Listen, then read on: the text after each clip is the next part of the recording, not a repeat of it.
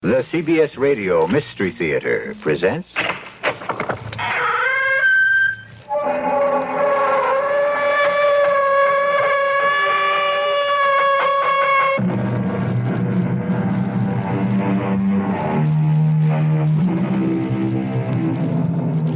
Come in. Welcome. I'm E.G. Marshall. What are you doing right now? Give me the next hour of your life.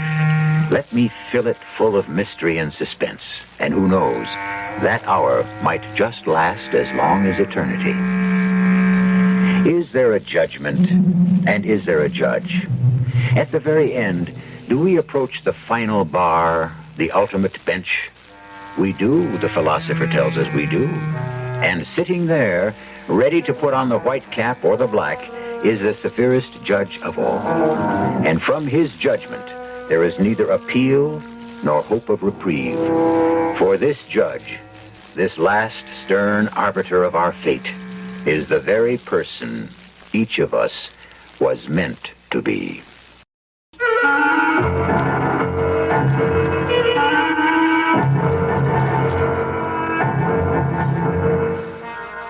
Our mystery drama, Every Blossom Dies, was written especially for the Mystery Theater by Sam Dan and stars Michael Tolan. I'll be back shortly with Act One.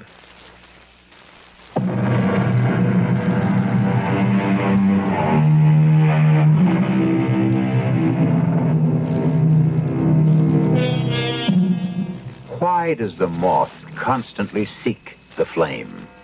Surely the moth must be aware of the ultimate consequence. The question will only permit two answers. A, the moth is driven by mysterious forces beyond our comprehension. Or B, the moth is out to have a good time and simply doesn't care. Like so many moths, there are so many girls like Georgia Temple. Pretty, vivacious, fun to be with, smart, except for one little thing. They have atrocious luck with men. I wish I could go on talking about Georgia longer, because the moment I stop, she's going to be killed. But fortunately, none of us here may prevail against fate. What are you doing? Why are you pointing that gun at me? It's not a joke, Billy. I don't like it. Billy? Don't look at me like that.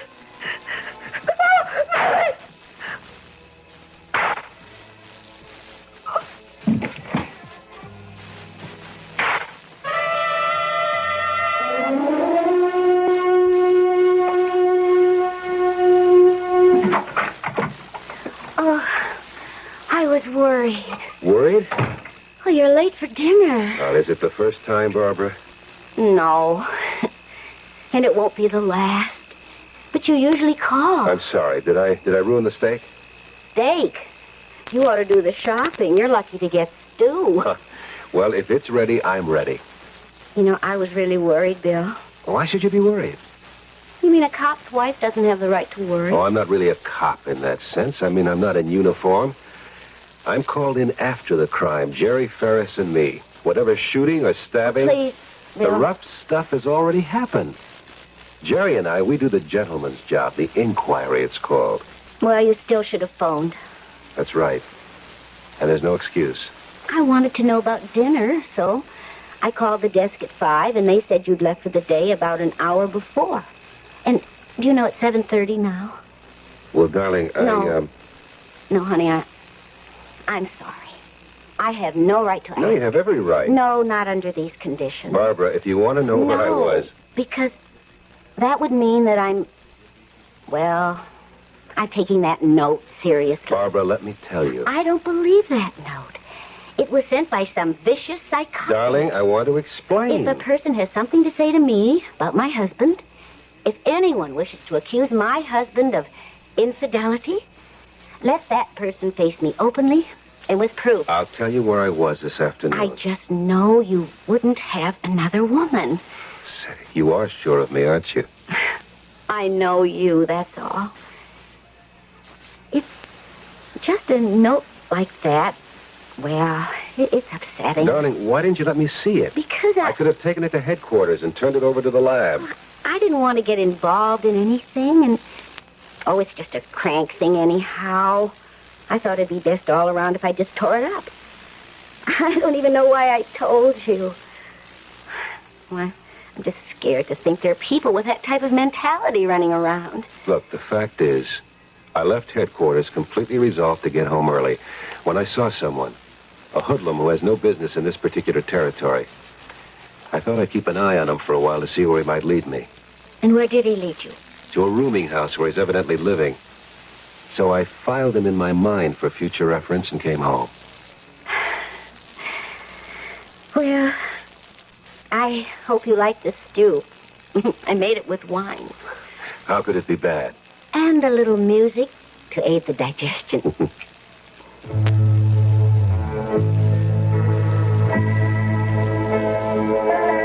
Do you mind? But I love it. You hear it everywhere. That's the trouble. I've been listening to it all day. So have I. And I never get tired of it. Well, could we just do without it? Oh, sure. But it's such a pretty tune. I think it's the title that turns me off. Every flower must die. No, it's Every Blossom Dies. Kind of gives it a feeling of mystery. All right, if you really want to hear it. Oh, not if it really bothers you. No, it doesn't. Go ahead, play it. No. No, I'd rather talk about something more important. What? Well, I hate to nag, but it's money. I'm short again this week. I know. I know. Look, I just have this situation. Now, who could that be? I'm afraid I know. Jerry Ferris tried to reach you half hour ago. He left word to call him. Honey, why didn't you tell me? I did want you at least to have your dinner. Oh, well. Hello? Bill, saddle and ride. Not me, friend Jerry. I'm starting my 48 hours off. We got us a homicide. The address is 718 Hayes. You don't need more than 15 minutes to get here. Ferris.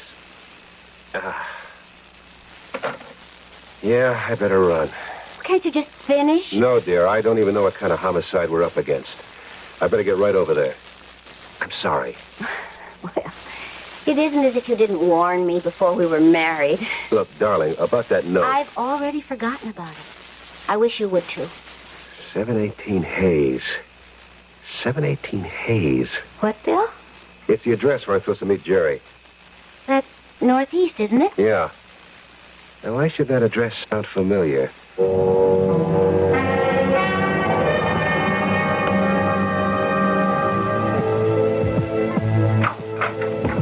You made good time. Jerry, don't you have an ear for music? That needle's stuck in a groove. I know. Well, turn the damn thing off. Don't be sore. I know I pulled you away from dinner. Why are you just standing there listening to that? I'll explain. Her name on the door says Georgia Temple. Is that her on the floor? Yeah. Why? You mean Doc hasn't been here yet? Everybody's been here and gone. I decided not to move her until you showed up. I want to get some of that famous Bill Maitland insight. Well, I don't do too well on an empty stomach. Bill, we got to crack this one. The mayor, the DA, they're all up for re-election. Safety, that's the big thing today. Yeah, how can you knock it? Incidentally, you signed out at 4 to go home, and we couldn't reach you. I ran into a guy I knew from the Army. We stopped for a couple of beers. What do we got here? Her name was Georgia Temple. Turns out she's an old girlfriend of yours. I never knew a Georgia Temple. Now, let's get that famous Bill Maitland memory in gear. The name, Georgia Temple. Temple. Georgia Temple. Oh, there was that murder at the Carousel Club about a year ago. Keep going. Georgia Temple was the singer there. And we picked up everyone in the joint for questioning, and since we finished late at night, we gave her a lift home. You mean you gave her a lift home? You topped me off first, as I recall. Because I had to pass your house first. I just mentioned a fact. I read nothing into it. Anyhow, I just dropped her off. I know. I kept thinking, what a shame. Both of us were married. That doesn't stop a lot of guys. But it short-circuits guys like you and me. You're too idealistic, and I'm too scared. No wonder that address sounded familiar. Yeah, well, we'll meet her again. Clothes aren't mussed up. No signs of a fight? No marks of any kind. Doc says just 3 shots. You been through the place? Just a quick glance around. Doesn't look like a robbery. There's her perched, good-looking portable TV. There's silver in the chest of drawers. Now let's rule out robbery. Doc's pretty sure she wasn't assaulted. No sign of forced entry, so evidently she knew the guy. There's a lot of anger, a great deal of passion involved here. Yeah, why? She was shot 3 times. Why? Why fire 3 shots? Any one of them would have been enough. 1 in the head, 2 in the heart. As if the killer were determined to annihilate her completely. Who do we look for? A disappointed boyfriend? Those are always good. Who found the body? The lady who has the apartment down the hall, I got her statement here. She kept hearing the music. What music? This.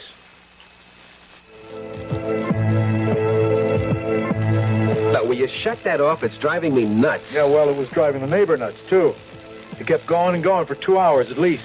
So she knocked on the door, she couldn't get any answer, and for some reason she got nervous, called the police. What was the reason she got nervous? She couldn't say. Well, if she's down the hall, let's ask her. As I tell you, I heard the music, and I knew the needle must have been stuck. And then, Mrs. Woodruff? Well, I've already told this officer. I went down the hall, knocked on her door, but received no answer. Yes? I called to her. Miss Temple, but there was no answer. Poor child, now I know why, and... Yes? Miss Woodruff, why are you staring at me? Well, I'm not staring at you, young man. I'm sorry, perhaps I shouldn't have used that word, but it does appear that you are looking at me rather intently. I'm sorry. I do give that impression sometimes. But it doesn't do me any good to look at anyone in any way. You see, I'm blind. Oh, I'm sorry. Oh, it's quite all right. You'd never know it, ma'am.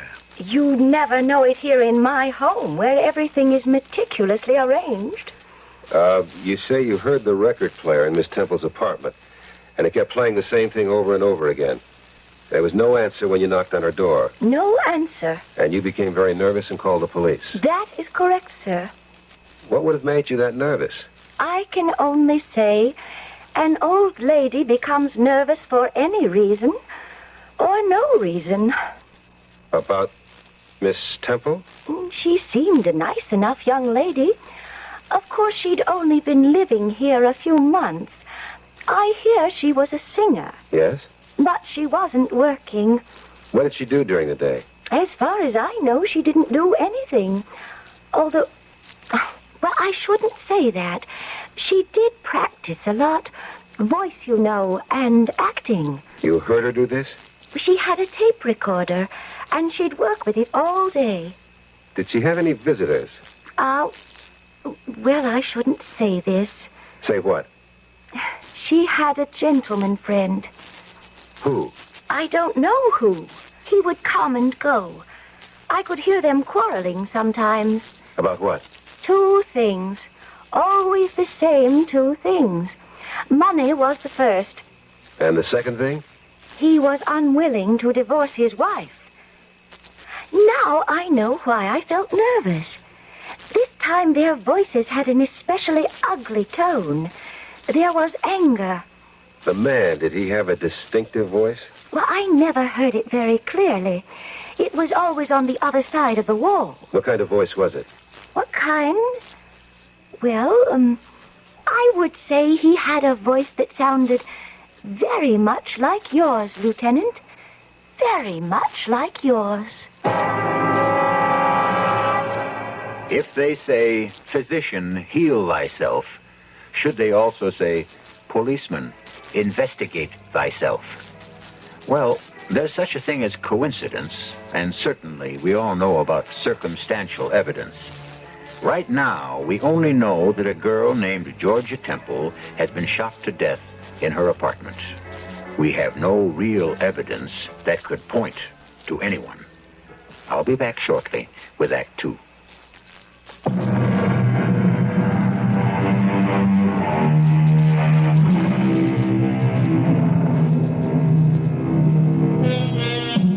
Georgia Temple was found shot to death in her apartment. The police are naturally asking the expected question: who killed Georgia Temple? So far, there isn't any evidence that would point to anyone. There is, however, a clue A lead. It isn't much, but it's all we have. And it points at one person. And that person happens to be the police detective who is heading the investigation. Let me understand this, Mrs. Woodruff. You've heard this man's voice, Yes, Lieutenant. and it reminds you of mine? Well, it sounds like yours. They say that sightless people have remarkable hearing. Oh, it's like everything else. Some do, some don't. And the fact that your voice sounds almost exactly like the gentleman friend of Miss Temple's, well, that doesn't have to mean very much. After all, just as there are people who look very much alike, there are people who sound very much alike. Thank you, Mrs. Woodruff. I hope I've been able to help you, gentlemen. You were very helpful, Mrs. Woodruff.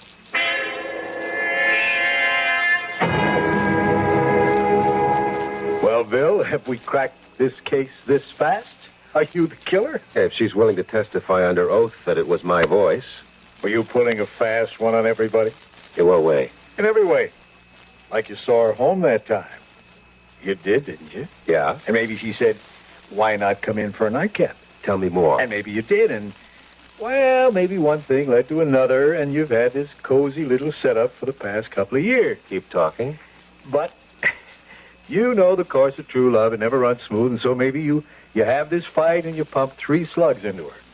Maybe you better check my service revolver. I already got the lab report. The weapon was a .22 caliber. Well, I guess that puts me in the clear, huh? I guess it does. So where are we? We know it's a guy. They quarreled. For any one of the maybe reasons or something else. How carefully have you searched the place? We don't have any prints. You mean no fingerprints at all? None. Not even hers? Not even hers. But her print should be all over the place. After all, she lived here. Nothing. That means he took a rag and worked the whole apartment over. Because his prints must have been all over the place, too. This guy spent a lot of time here. Somebody must have seen him. Look, why don't you ring some doorbells? I'll poke around the apartment. There's no good in the eyewitness department. 4 other tenants. Mrs. Woodruff, who's blind, we already know about. Down to 3. Mr. Sazerac's a musician, works all night, sleeps all day, doesn't know anything. Mr. McPhee has been in Afghanistan for the past 4 months. Nobody can tell us when he'll be back. The Lewises are in Florida, but they spend 6 months of the year. And that's it. Now, what do you got? I looked through the garbage can. I found these papers. These half-torn, crumpled papers. Here, read. Ask your husband where he is all the times when he tells you he's at work. Ask. And stuff that's crossed out. Now read the next one. Ask your husband where he is when he's supposed to be working. Ask him why money is so short. The rest is crossed out. Yeah, she was writing or had written a note. These are just the copies she made the mistakes on. Then when she typed one finally that was okay, that was the one she sent. Hey, that figures, Bill. She sent a note to the guy's wife. But why? Who knows why? Maybe to force him into some kind of move, to put him in a position where he'd have to choose between them. She's got a typewriter. I saw it in her bedroom. Yeah, you can see these were typed on her machine. So she sent the note. The guy's wife got it. She raised the roof. The guy got so mad he killed her. Sounds reasonable. Yeah. So, somewhere there's a note that was typed on her machine. Some wife has it. If we find the wife, we find the guy.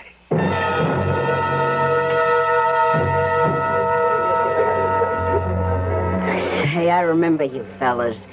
You're the cops who was in the place the night we had that unfortunate situation. Tell us about Georgia Temple. Poor Georgia. Is that all you can say? Well, that about sums it up. Poor Georgia. She left here about a year ago. Did she go to another job? Mm-mm. No, I guess you'd have to say she retired. At her age? Well, that's what it came to. Seems she started running around with a guy. Who? Nobody knows who. Anyhow, she must have been nuts about him. She quit singing just because he told her to. Why? I asked her.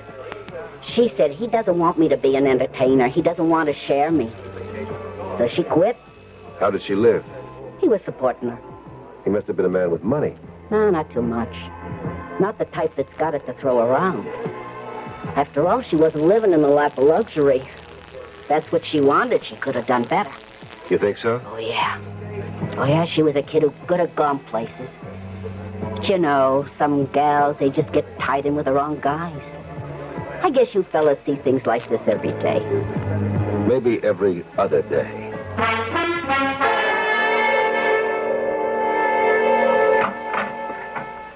You still didn't tell me why you wanted to come back to the apartment, Bill. The tape recorder. Mrs. Woodruff said Georgia Temple worked with a tape recorder. Yeah? Where is it? Do you remember seeing it? No. Maybe it was stolen. Now, come on. Why would a guy come in here, kill her, and just take the tape recorder? She had money in her purse, remember? Okay, let's look around. Hey, hold it. I think I remember something. When I looked through her bag, I think I saw... What? Now, hold it. Lieutenant Maitland, let me have the property office, please. What do you think you saw? Maxwell, this is Bill Maitland. This stuff that belonged to Georgia Temple. See if there's a pawn ticket. Yeah, I'll hold. Pawn ticket? She pawned the recorder. But why? She needed money. Look, the guy paid for everything else, the TV set, the furniture, the silver. But the tape recorder, that must have been hers. Yeah, Maxwell. There is? We'll be right down to pick it up. Yeah? Yeah, I read about it in the paper. Well, what can you do? You gave her $50 for this tape recorder? It's a good one. High quality. Listen. Sweet justice, let there be no delay, nor shadow of suspicion. Delay. A, that A sound. Say A, not A. Well, great actress you'll never be, Georgie. Back to the nightclubs for you. Let there be no delay. And let there be no delay tonight either. Have it out with Billy Boy without delay. Sweet justice, let there be no delay, nor shadow of suspicion. Honey, if he doesn't shape up, you'll have to... Now, hold it. Let's run it back. And let there be no delay tonight either. Have it out with Billy Boy without delay. Billy Boy. Billy. Let it run. Sweet justice, let there be no delay, nor shadow of suspicion. Honey, if he doesn't shape up, you'll have to do something definite. Sweet justice, let there be... Let there be what? a letter. We'll write a little letter, just a simple little note, guaranteed to get his goat. Ask your husband where he is all the times when he tells you he's at work. Where is he spending those long evening hours?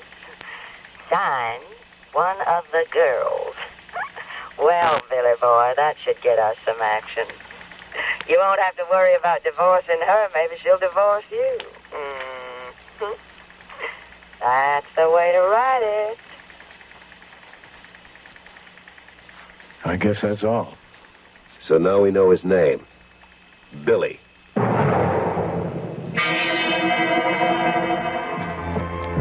Every blossom dies. Hi, Barb. Bill, I thought you were coming home late tonight. I am. Ferris and I are making the rounds at some of the watering places. I was at the Starlight Club just a few blocks from here. You want to shut that off for a minute? I'd just like to relax. Oh, sure. I don't know what there is about that song. It just... I don't know. It makes me nervous. I don't know why. I think you're working too hard. That's possible. You're probably killing yourself. I know, but that's me. How's the case? Inching along. Why were you visiting the saloons? Somebody must have seen that girl out with this guy. They had to go somewhere. Why do you say that? You're a woman. Would you be satisfied just to sit home and wait for your man and never get to go out? Well, I do sit around here most of the time, don't I? I'm sorry. That's how it is. No, it's just that this has been an unusually busy year. No, it's just that you're an unusually busy cop. Your own partner, Jerry Ferris, is home a good deal of the time. I know, I talked to Janet. But I'm satisfied. No, Barbara, you shouldn't be. It isn't right. If it's the way you look at your job, your responsibility, then it's right. No, I have another responsibility, and it's just as important.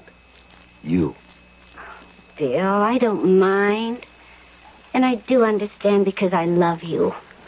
And I want you to be happy in your work. We're going away. Just as soon as this case is in the bag, I'm taking my leave. Do you realize I've got a whole month coming? Are you sure you And want... do you know where we're going?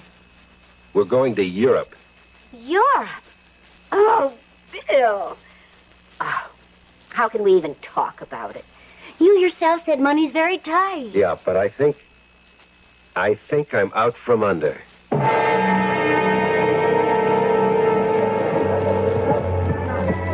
Now, think hard, Molly. The name Billy. What does it mean to you? Not a thing. She never spoke about a guy named Billy. Nope. You knew she was going out with a guy. Yep. Billy means nothing.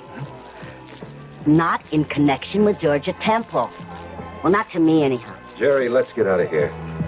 You come across anything in your travels? Nothing. Molly, don't they ever play any other kind of song in here? I like it. Where do you want to go now, Bill? Back to the apartment. Again? Yeah. Let's start all over. I think I see the trail that will lead us straight to the killer.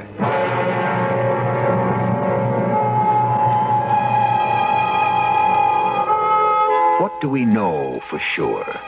We know a girl was killed. We know a man named Billy is the killer. We know they quarreled over money. We're pretty sure Georgia wrote an anonymous note to Billy's wife.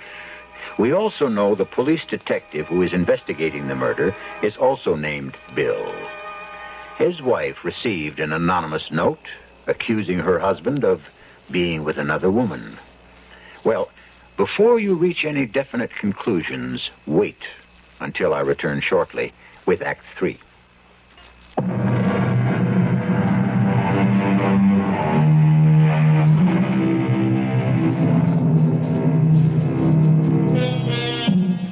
The great French writer de Maupassant wrote a fascinating short story. The man was a professional knife thrower. His wife was his partner.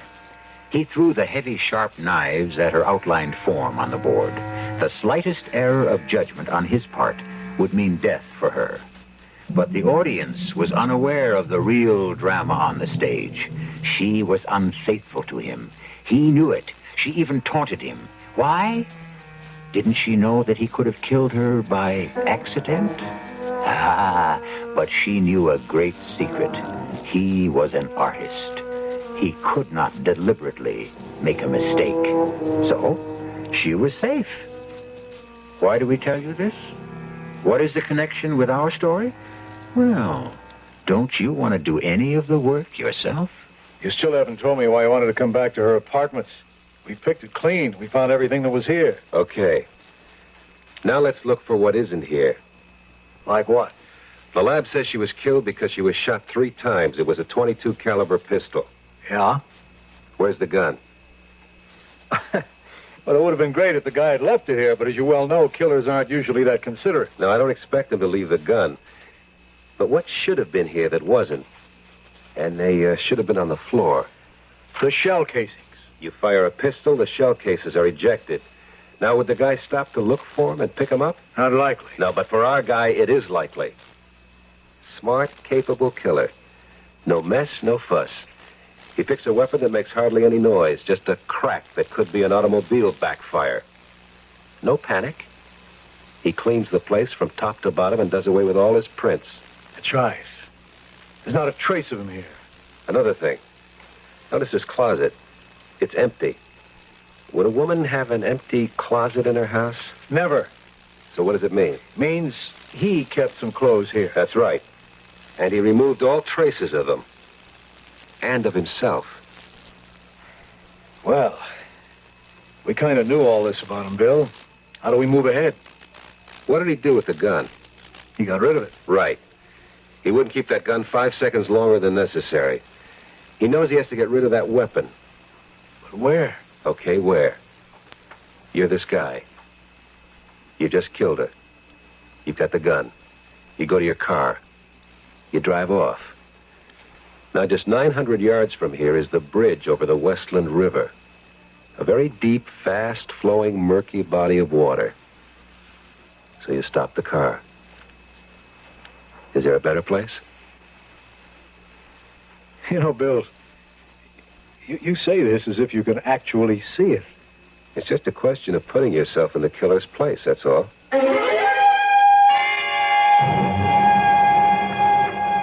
I have to come home for dinner more often. This chicken is great.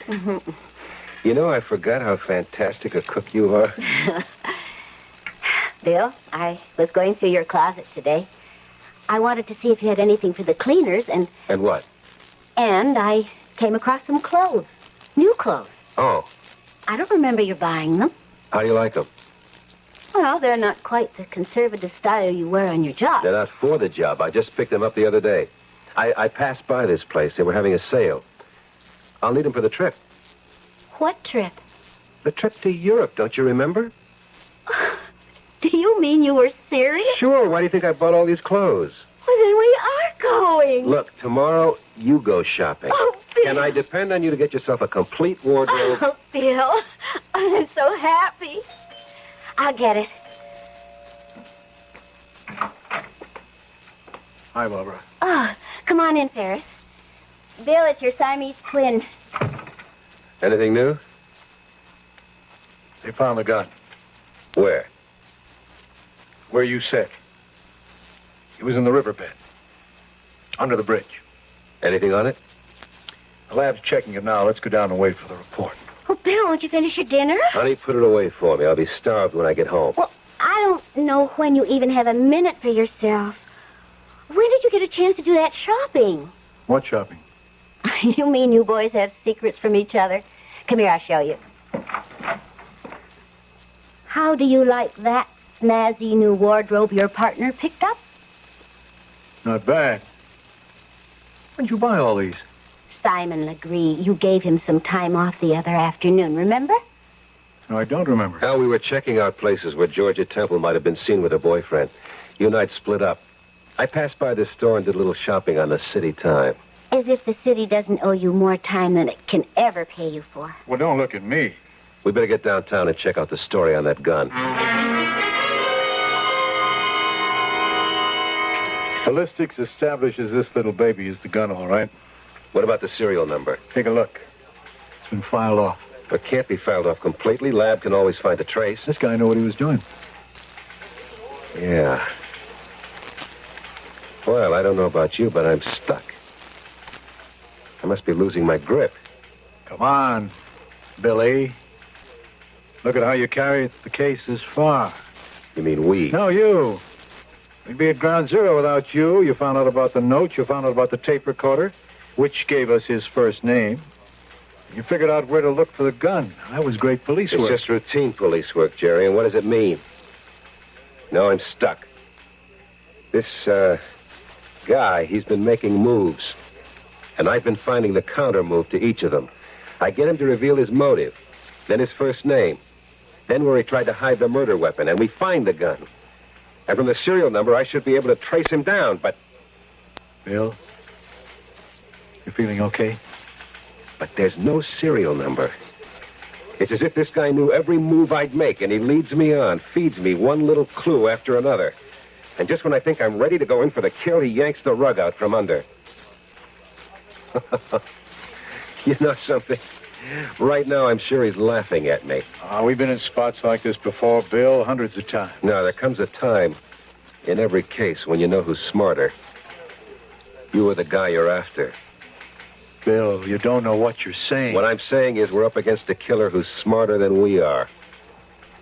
And that's why he's going to get away with it.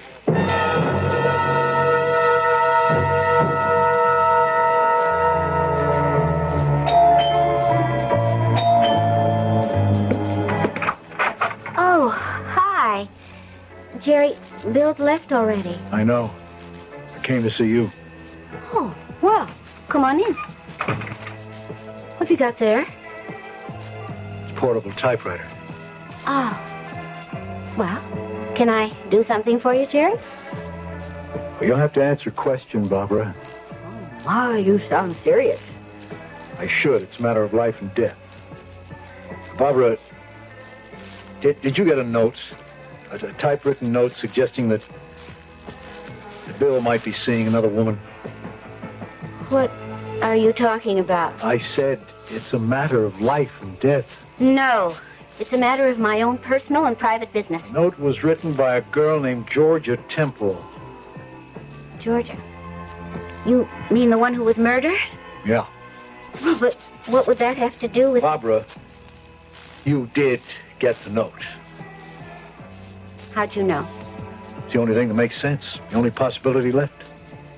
Why would she write me a note about Bill? I said we have to help him. Help him do what? Get the killer. You see, right now, he's stuck. He needs a hand. He needs a clue. When we first came across the idea of the note, he said the note. Some wife has it. If we find the wife, we find the guy. But I destroyed the note. I have Miss Temple's typewriter. Oh, you're trying to frame him. What makes you think I would help you? Barbara, he killed her. No. No, I don't believe you.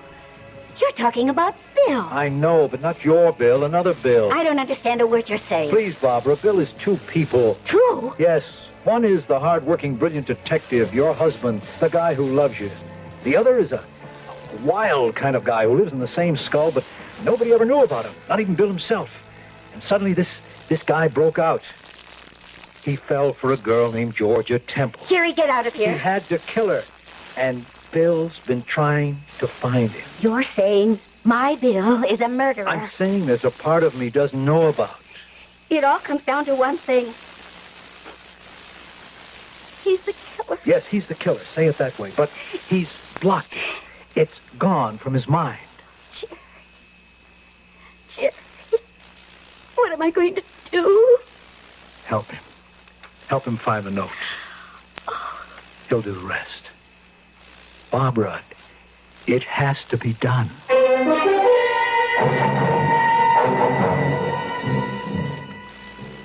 Mind if I put something on the record player, Bill?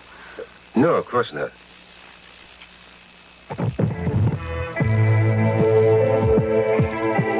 How did he know enough to get rid of the serial number? What are you saying, darling? He knew enough to file it down all the way.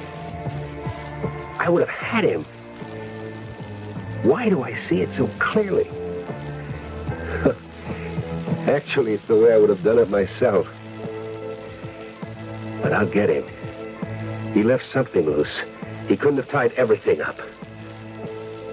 Barbara, don't you hear that thing? It's stuck. Well, if it bothers you, turn it off. Well, that silly thing bothers me even when it isn't stuck.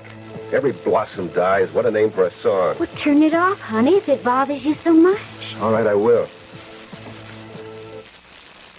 Did you, drop this piece of paper on the floor? What piece of paper? Here. What does it say? It says, Dear Mrs. Maitland, ask your husband where he is all the times when he tells you he's at work. Where's he spending those long evening hours? Hi, Bill. I think I found a new lead. Forget it. We just won the whole ball game. We found the note. Bill. Note? The note Georgia Temple wrote to the guy's wife. Remember what we said? Find the wife and you got the guy. Yeah. We got the wife. Dear Mrs. Maitland. Her husband's the killer.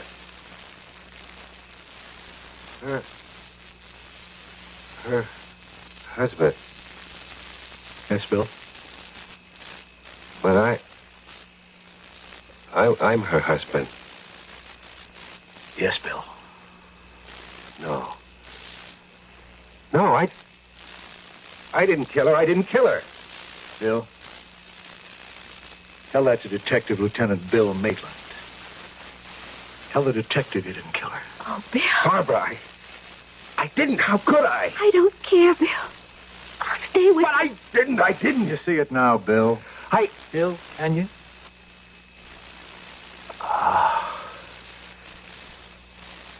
Yes, Jerry, I see it now. What happened? What happened? You know what happened. You thought it was a joke when you said it back at her apartment. I thought it was a joke. You said, did you take her home that night? And did she ask you in for a nightcap? And did one thing lead to another? Well, yes. It did. It did. But a thing like that, it was wrong, and it kept getting worse, and I couldn't face it anymore. It wouldn't go away. She wouldn't go away, or maybe I couldn't stay away, so I had to blast it away, wipe it out. I fired 3 shots, and it was gone. And I was released. I was free. As if it had never happened. Lieutenant, we've got all the evidence. Do you want to bring him in? Jerry, we have to bring him in. He's a killer.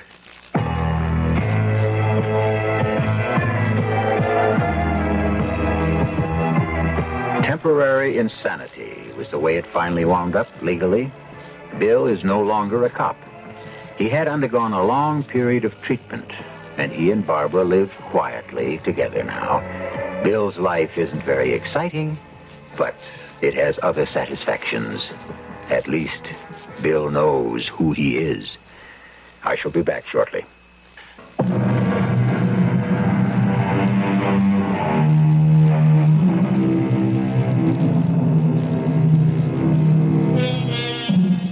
In music, they have what is known as theme and variations.